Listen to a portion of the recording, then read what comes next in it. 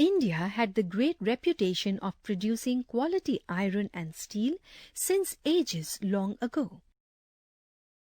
The Mughals as well as Tipu Sultan of Mysore greatly contributed to this great craft. It is said that Tipu Sultan's sword was made of high-quality steel known as moots. But in the 19th century, the art of smelting iron was on the decline because of the loss of royal patronage and the laws made by the foreign rulers.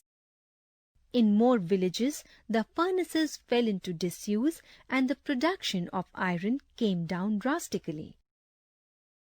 The Forests Law prevented the people from entering the reserved forests. Then how could the iron smelters get wood for making charcoal which could be used in furnaces? However, under the colonial rule, the iron and steel industry, one of the basic industries, had a humble beginning in the 19th century. Its production was limited to only 35,000 tons in the early years of 20th century. A significant step was the formation of Tata Iron and Steel Company, TISCO, in the Singhbhum district of Bihar in 1911. The World War I provided a big opportunity to carry out the expansion of its plants. Various factors helped the TISCO to expand steel production during the First World War.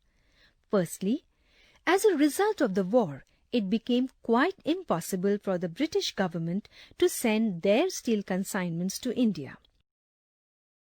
Secondly, now all steel that used to be produced in England was required to meet the demands of the war materials that was essential to save Britain from the onslaughts of the German forces and their allies.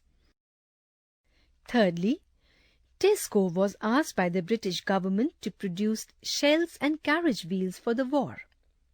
Fourthly, forced by circumstances, the Indian Railways turned to TISCO for the supply of rails.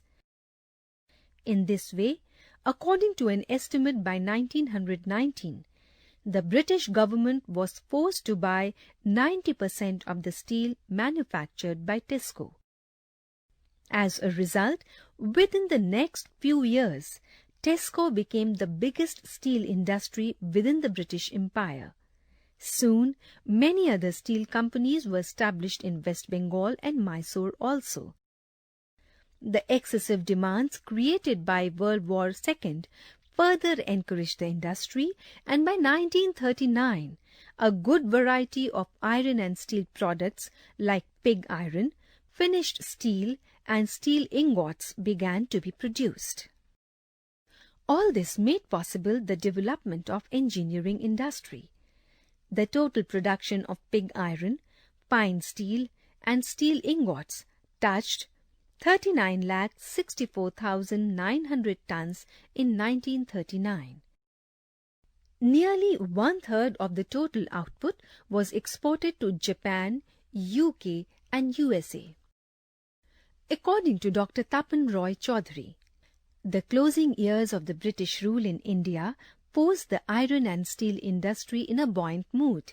The substantial increase in its production capacity over a period of some 4 decades had laid one of the most important foundations for the future economic development of the country.